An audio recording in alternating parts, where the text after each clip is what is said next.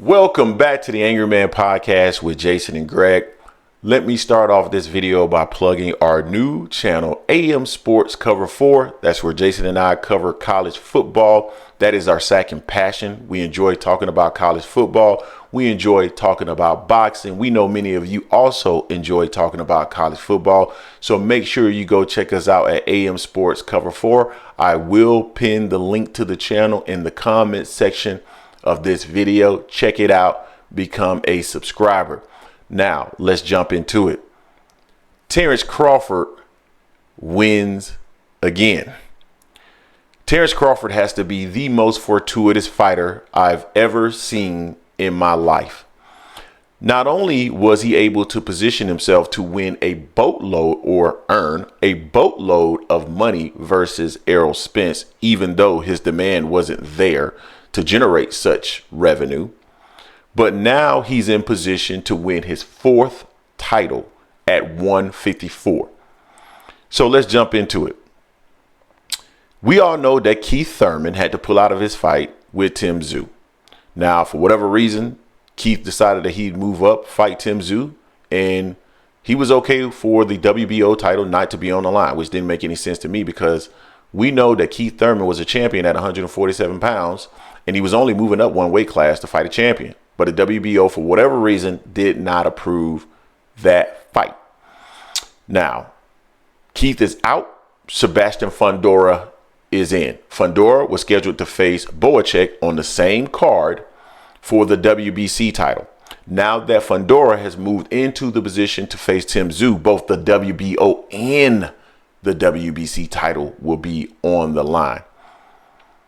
So I fully expect Tim Tszyu to win this fight. And we know that Tim Tszyu and Terence Crawford were in negotiations prior to the fight being announced with Keith Thurman. So now Terence Crawford has the opportunity to move up, use his WBO super champion status to mandate a fight versus Tim Tszyu. And not only will he get the opportunity to win the WBO title, but now he'll get the opportunity to win the WBC title as well. The dude always seems to be in position to get what he wants. And I've always questioned some of the things that Terence Crawford has done in the past. Some things make sense. Some things don't make sense. I think Terence Crawford does a lot in terms of trying to control the narrative. I think he's very similar to what LeBron James does. But I'm starting to question whether or not maybe Terence Crawford does know what he's doing, because he keeps getting himself put in positions where he's going to benefit. Now, it will be interesting seeing him move to 154. And theoretically, he's going to have to bet on himself at 54, right? Because although he can leverage the WBO title to get an opportunity to win the WBO title at junior middleweight and the WBC title, the money that's going to be on the line, you can't force anybody to pay you an exorbitant amount of money. They're going to pay you what the fight is worth, right? And that's going to be heavily dependent on what Terence Crawford can generate. Now, the argument has been for quite some time that Terence Crawford is a draw. He has newfound appeal after his win over Errol Spence, and I would agree with that. I think he has newfound appeal. To what extent, I'm not sure. We will find out, though, when he get the opportunity to face somebody like Tim Tszyu. Now, according to many of his fans and according to Bernie the Boxer, Tim Tszyu brings an entire country behind him, although Tim Tszyu has never sold any more than 100,000 pay-per-view buys, and he is attempting now to get more relevancy in the States for a reason. If it was so lucrative, if he had such a big draw or a big following behind him, you would think that he would be more willing to stay over there in Australia. But it's going to be very interesting to see that.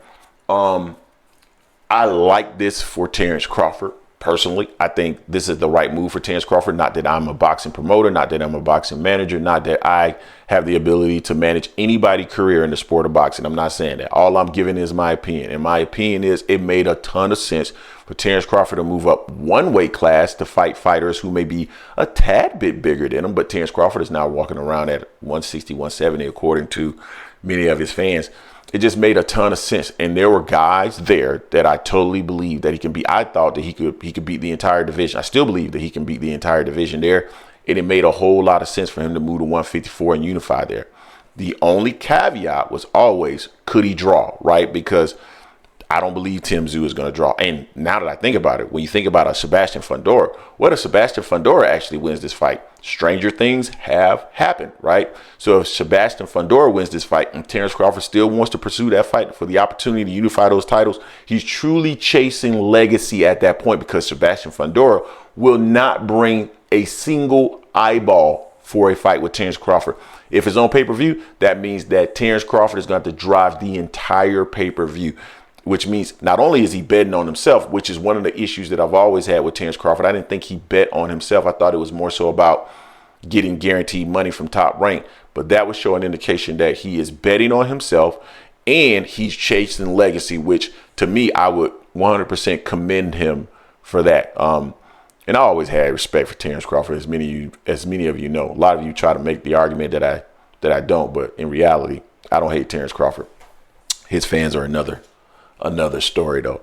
But no, it's a good look for Terence Crawford. And not only that, moving up one weight class. Now, I'm not going to say that this is going to have a substantial impact, because I don't think it has a substantial impact, but I think it will have a impact in terms of the opportunity to face Canelo Alvarez, right? So when you think about Canelo Alvarez, right now he's making the argument that Terence Crawford is too small. Terence Crawford moving up, winning a title at a higher weight class. Now he's only 2 divisions away from you, and he's a unified champion. Then yeah, I think you can make more of an argument for Terence Crawford to get the opportunity. I still don't think, and this is my personal opinion, I'm not going to change my stance on this. I don't believe Terence Crawford has the cachet to jump someone like a David Benavidez that's been waiting for the opportunity to fight Canelo Alvarez for quite some time. I just don't think Terence Crawford has that cachet. So that's not the fight that I would want to see next. And now that I think about it, Tim Tszyu is fighting at the end of March, the beginning of April. By the time he gets through the fight and have enough time, 6 to 8 weeks to rest, to get ready for another training camp, you're talking about, let's call it mid-May, end of May. So at earliest, a fight with he and Terence Crawford wouldn't materialize till probably July at the earliest. And then you got 2 months away from a Canelo Alvarez fight. So I scratch that. I don't think Terence Crawford is probably going to be in a position to actually get that fight either. I just don't. I think that boat might sail for Terence Crawford. But stranger things has happened, because somehow, some way, some shape, some form, Terence Crawford continues to put himself in a position where he's getting what he wants, maximizing his opportunity, and to some extent minimizing his risk. And I can't necessarily be mad at that for Bud Crawford. So you guys tell me what you think in the comment section. Terence Crawford perfectly positioned for the opportunity to face Tim Tszyu or Sebastian Fundora, but not only will it be for the WBO title, it will also be for the WBC title. Damn, that boy is good. Fortuitous, luck, maybe it's a little bit of smarts. I don't know. We'll find out soon, because if he does fight either Fundora or Tim Tszyu, theoretically he betting on himself, because I don't believe Tim Tszyu is going to bring the eyeballs that people think.